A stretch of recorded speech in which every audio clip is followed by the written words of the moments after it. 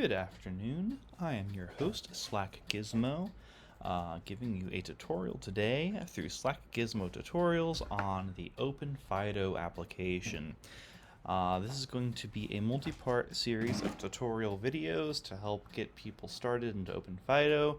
I'm going to be designating some of these videos as user videos, and another subset will be labeled as developer videos, which you'll be able to see in the title when the video is published. So if you're a user looking just to use the application, or a developer, it should make it pretty easy for you to get started.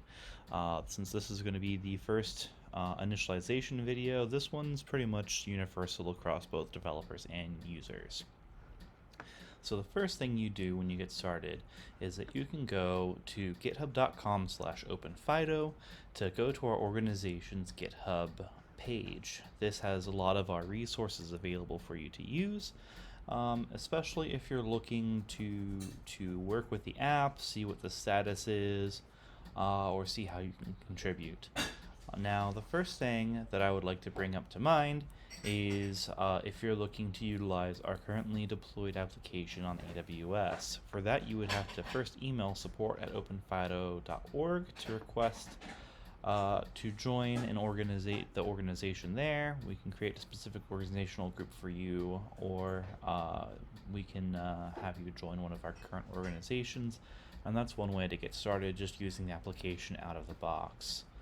However, there are other ways of utilizing the application if you don't want to utilize a hosted resource, and that is to be able to host OpenFIDO locally.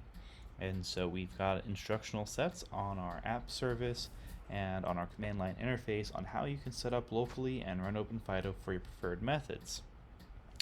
Alternatively, you could also use this code base, as it is open source, to deploy your own OpenFIDO AWS servers.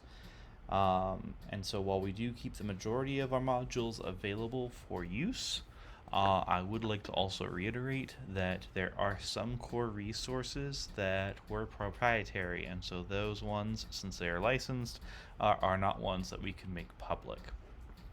So all publicly available resources you can see just by coming in to our OpenFIDO organization page.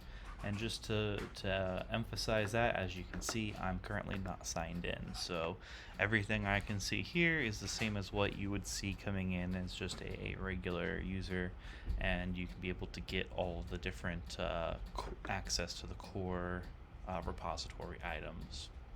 So first, let's do a quick walkthrough on the application itself. When you first come in to OpenFIDO, and you've gotten your sign-in approved from, say, support, this is the landing page you'd see. You first come in and you would need to sign into the application. Now, I have my login credentials handily stashed away, so let me pull those in to sign in really fast here. So make sure you always have your login information correct. And so when you first then come in, you'll have access, if you're not an administrator, just to pipelines and settings. Settings are where you can just update your profile, pick out a nice little picture, and update your password for the application. And pipelines is where a lot more of the magic happens.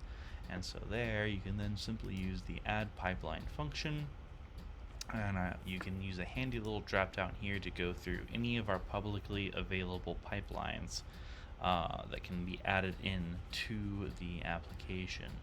And all of these you can find in our OpenFIDO organization on GitHub. As you can see, the .github, load shape, tariff design, all of those are available in a handy little drop down here that you can use to pre-fill the application. And so if I was to pull up, say, GridLabD or say load shape, it will pre-populate all of the fields with the appropriate information. If you want to utilize your own pipelines to be added onto here, then simply all you would have to do is update these appropriate fields, with the most important ones being Docker Hub repository, which will determine the Docker image that will be used, the git clone URL, the branch, and any interpoint scripts that would be using for adding a pipeline.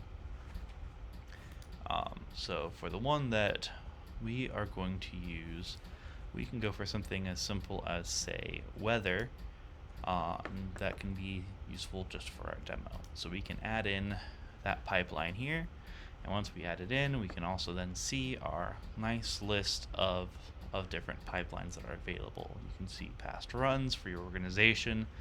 As you can see, I'm part of the Slack organization, so these are all ones that we're able to do internally and run. And so, as you can see, the one I've added is now down here, weather, and it doesn't have any current runs. So the next thing I can do is I can go into view runs, and it takes us to this next view here that shows our historical runs, any files, any output artifacts, and our general overview. So I'm going to go to start a run. Inside a run, you can set up a variety of different configuration files that you can use to run your pipelines. So some of them can be established via manifest for custom filled form here for things that you might want to change. Others you can make required, and so then you can add in fields to require an upload, and I can show all of that later. Since this is just familiarization, this is where I'm going to be starting, and so we can start with our submitting this form here, and it creates our config.csv. There's a few different supported file types that you can see based off of the organization, and we'll cover those in a future video. And so once I add all of those, I can simply start a run, and now it's processing. We can go to our console output here to see the state of the process, as well as see our standard outputs and standard errors. And so we can see where it is in the process and how well it's moving along. And so this might take a few minutes to update as it goes through and essentially reaches out to the NOAA forecast service and processes specific data based off of our inputs. Alright, so as we can see here, once it is completed, it is now returned a forecast.csv and a forecast.glm as artifacts, and all of these are saved and are able to be re-downloaded for you to be able to read and view. So if you pull our forecast.csv, which gets downloaded here, and open it up, then we can see all the forecast data for the time that we put in. As I am a software developer and not a data scientist, what this is all precisely used for, I'm sure you would know a little better than I do, but that is the general gist of how you can set up and run pipelines onto OpenFIDO. Now, the alternative method that I mentioned is setting it up locally. Now, a local setup is something that you would do once you actually download the repositories. And so there are a few of the different repositories that we need, which the core ones are all listed up here under application status. You'd be needing the app service, the auth service, the workflow service, and the client service. The easiest way to get started with those services is to use our combined repository here, just labeled as OpenFIDO. And when we go into OpenFIDO, it gives us some general information about the actual repository for this item. We've got access to the wiki page, which we can open up, and our wiki will give us a variety of general items that we can use and review. But what you would be most interested in is going into the Docker element here and following the steps and instructions to be able to build and run the application. That's if you want to run the local browser-based implementation. It does have another alternative for that, which is the OpenFIDO CLI. This one is much easier for a user to come in rather than the one that I showed that was more for developers, in which you would only have to just use a quick curl to get our install script for the CLI, and then you just run that. And you will need to have Docker installed for all of these, as the local instance is really dependent upon it, but that will let you then run the CLI application. And then the third method would essentially be grabbing each of the repositories individually, and this is definitely primarily for developers only because this is a little bit more challenging. But once you get each of the application pieces together, you'd follow the instructions on the app service page to build the backend, and then you'd follow the instructions on the OpenFIDO client service page to set up and then build the front end elements. And once all of that is completed and done, you would then be able to see essentially a local instance like I've got set up here. And so as you can see, I've got one terminal. I ran all of my setup for the back end. It's currently processing and keeping a tab on the back end elements, and then I've got my front end built from another terminal tab here and running in a side process. And so I'll cover how to do all of this more in depth in, again, another video.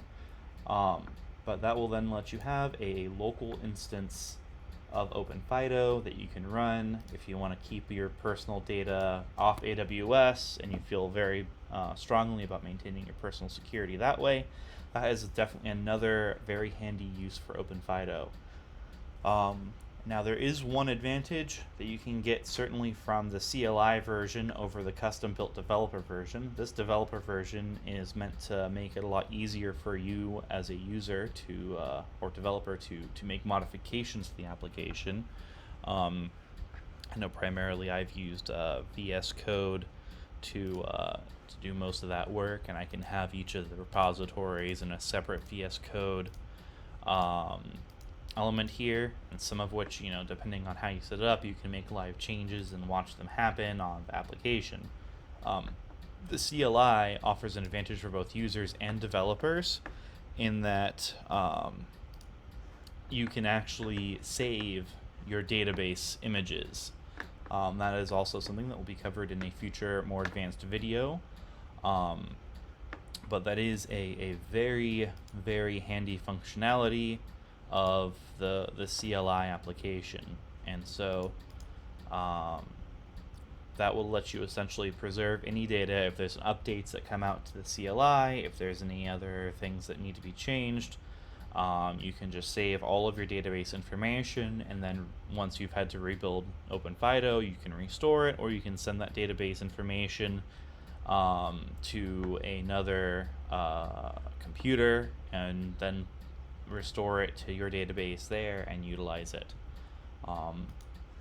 And so it's a very, very handy method, very useful thing that you can do. And there's a lot of great functionality that you can get out of the OpenFIDO application, including data visualization elements, and just general like testing and utilizing your stuff in a very secure containerized environment. And it's meant to be able to simplify and improve a lot of these processes. So I hope you enjoy the Getting Started tutorial, and I will be seeing you again later.